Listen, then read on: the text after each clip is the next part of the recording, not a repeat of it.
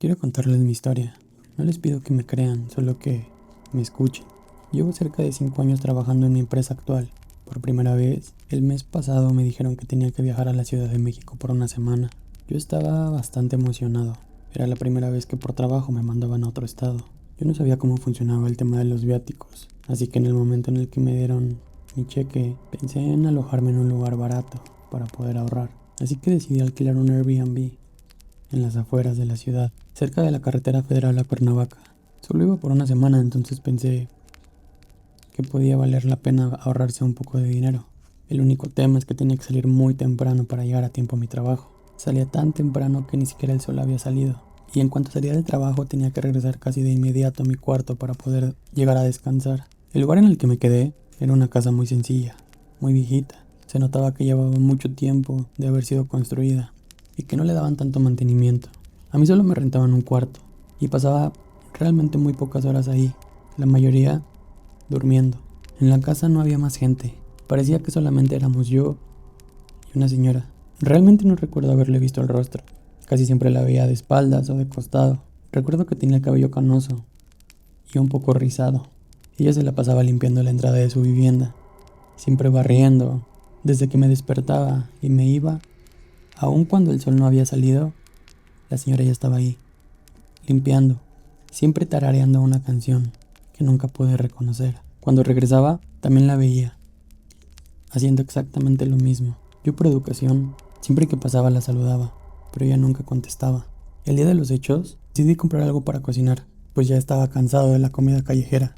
Así que llegué a la casa, alrededor de las 8 de la noche, y me dispuse a ocupar la cocina. Como de costumbre, la señora estaba ahí, simplemente limpiando. La saludé de nuevo, pero no respondió. Después, saqué mis cosas para cocinar y empecé a utilizar la cocina normal. Le pedí permiso a la señora para usar la tarja, pero ella no se movía. Ni siquiera me volteaba a ver. Pensé que quizás no me escuchaba y decidido a ponerle fin a esto, me acerqué a tocarle el hombro. Eso fue lo último que recuerdo, antes de despertar en el piso de una cocina que estaba completamente a oscuras. De hecho, toda la vivienda lo estaba. Era la 1 de la mañana. ¿Cuánto tiempo estuve inconsciente? Fue lo último que mi mente alcanzó a preguntarse, antes de comenzar a escuchar la misma melodía que ella tarareaba. Me levanté de golpe. No la veía por ningún lado. Decidí dejar todo como estaba. Solo agarré mi cartera y mi celular y salí corriendo de ahí. Corrí hasta llegar a la carretera. Me quedé afuera de un 7-Eleven a esperar a un taxi que me llevara a la terminal de autobuses. Han pasado cerca de 6 meses. A la semana, ya más tranquilo, intenté meter un reclamo o algo por la página de Airbnb. Y yo sé que no me creerán. Sé que suena poco creíble, pero el perfil ya no estaba ahí. De hecho, según la aplicación de mi banco, nunca se realizó ningún pago. Nunca le he encontrado sentido a esto. Definitivamente es lo más raro que me ha pasado.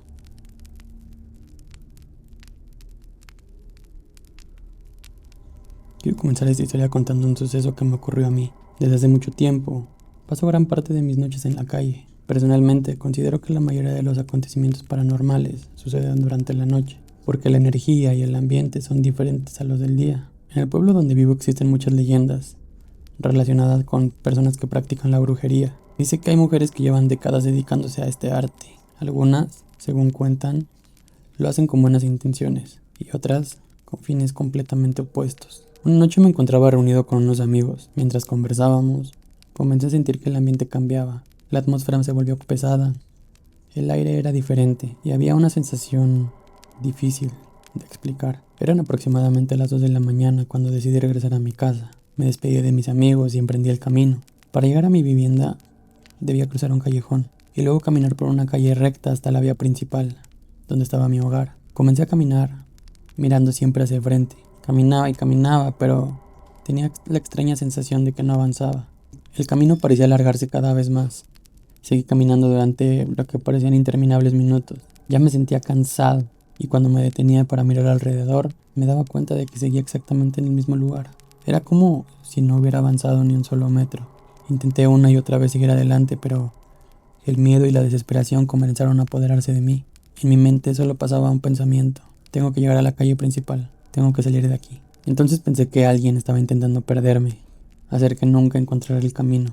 Por mi mente comenzaron a pasar todos esos casos de gente que nunca llega a sus hogares. Siempre los relacionamos con el crimen organizado, pero ¿y si era otra cosa? Yo no quería ser una de esas personas. Cerré los ojos y empecé a repetir varias oraciones que he aprendido con el paso de los años. Continué caminando con los ojos cerrados mientras repetía una y otra vez aquellas oraciones.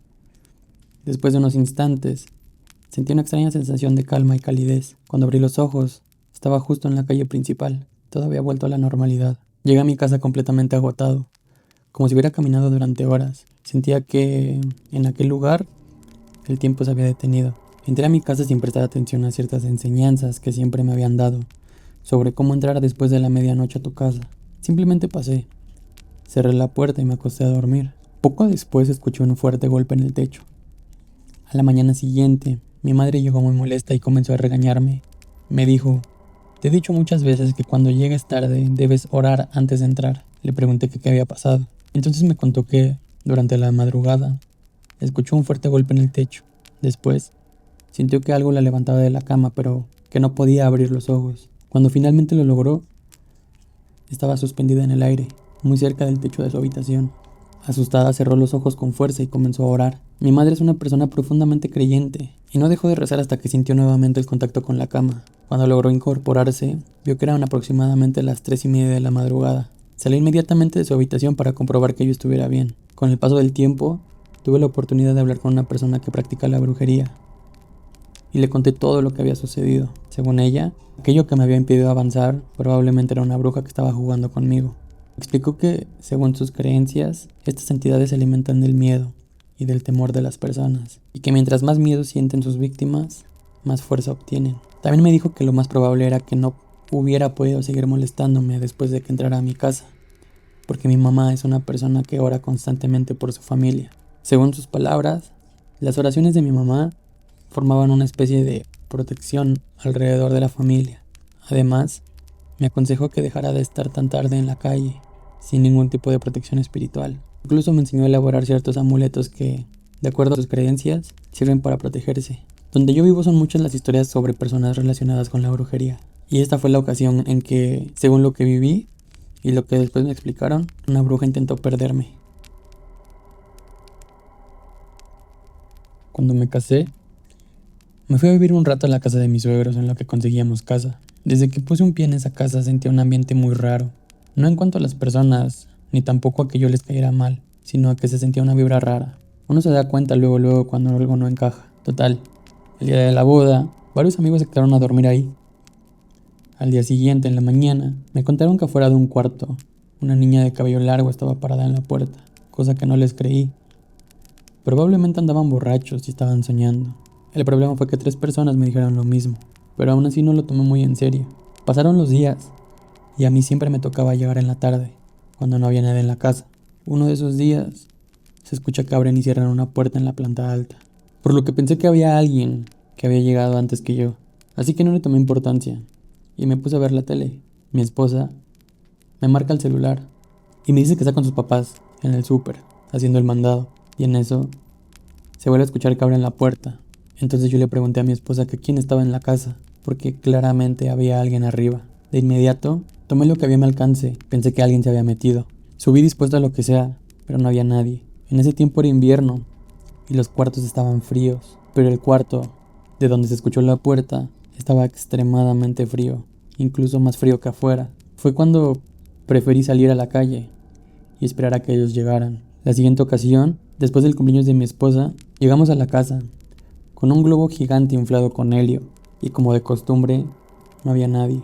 El globo estaba abajo de las escaleras, lo dejamos ahí y subí al baño. Cuando salí, el globo estaba frente a mí, a la altura de mi cara. Me quedé helado.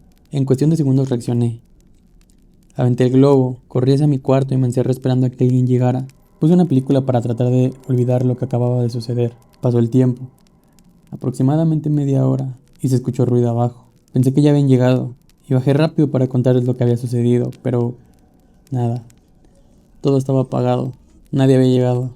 Ahora se escuchó un portazo en la parte de arriba, y se fue la luz. Enfrente de mí quedaba la recámara principal. Solamente vi que la puerta se abrió poco a poco, y de la nada se cerró de golpe. Era como si alguien realmente tratara de asustarme. Volví a salir a la calle, a esperar a los demás, y mientras estaba ahí, de noche, en el frío, mi instinto fue voltear hacia la ventana del cuarto principal, y vi cómo la cortina se estaba moviendo.